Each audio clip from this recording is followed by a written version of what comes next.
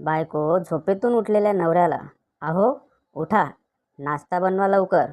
नवरा उठून बाहेर जाऊ लागला. बायको, तिकडे कुठे चाललात? नवरा, वकिलाकडे घटस्फोट घ्यायला. काही वेळाने नवरा घरी येतो आणि ओट्यावर भाजी चिरायला लागतो. बायको, काय झालं? नवरा, वकील साहेब भांडी घासतायत.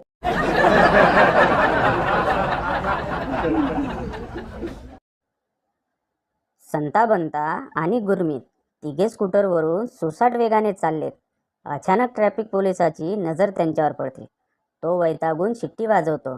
बनता त्याला सांगतो, अरे वेडा आहेस का? आधीच तिघे बसलो, त्यात तुला कुठे बसवणार?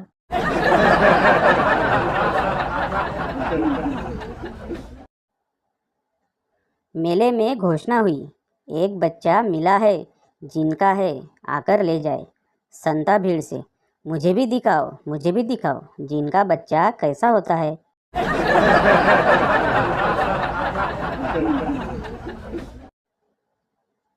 संता नवीन कार घेऊन कचेरीत जाण्याचे ठरवतो आणि अवघ्या 15 मिनिटात ऑफिसमध्ये येतो.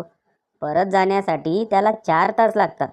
घरी आल्यानंतर संता म्हणतो, माझ्या कारला पुढे जाण्यासाठी 4 गिअर आहेत, परत येण्यासाठी फक्त एकच. ही काय भानगड आहे?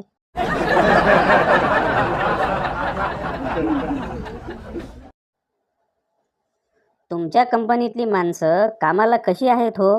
अरे एकदम रॉकेट, म्हणजे ढुंगणाखाली जाळ केल्याशिवाय हालतच नाहीत.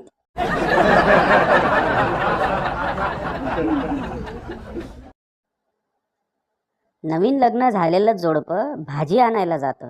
भाजीवाला विचारतो, मॅडम खूप शिकलेल्या आहेत वाटतं. नवरा खुश होऊन, हो इंजिनियर आहे ती. तुम्हाला कसं कळलं?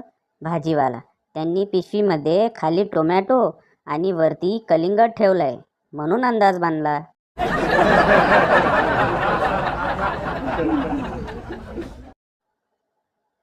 नवरा, वकील साहेब मला लवकरात लवकर घटस्फोट हवा आहे. गेले 6 महिने माझी बायको माझ्याशी एक शब्दसुद्धा बोलली नाही.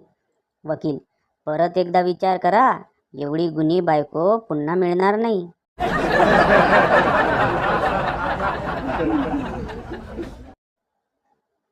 बायको, जेव्हा मी जन्माला आले तेव्हा 21 तोफा चालविण्यात आल्या. नवरा, कमाल आहे, सगळ्यांचा नेम चुकला.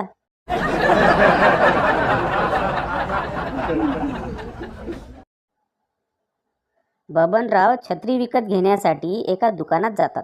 बबनराव, ही छत्री वर्षभर तरी टिकेल ना?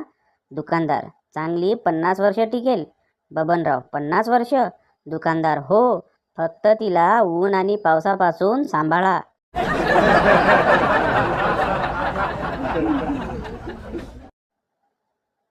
नवरा, देवाने तुला सुंदरता दिली आहे पण बुद्धी नाही दिली. बायको, कारण स्पष्ट आहे, सुंदरता दिली म्हणून तुम्ही माझ्याशी लग्न केलं, आणि बुद्धी नाही दिली कारण मी तुमच्याशी लग्न करावं म्हणून.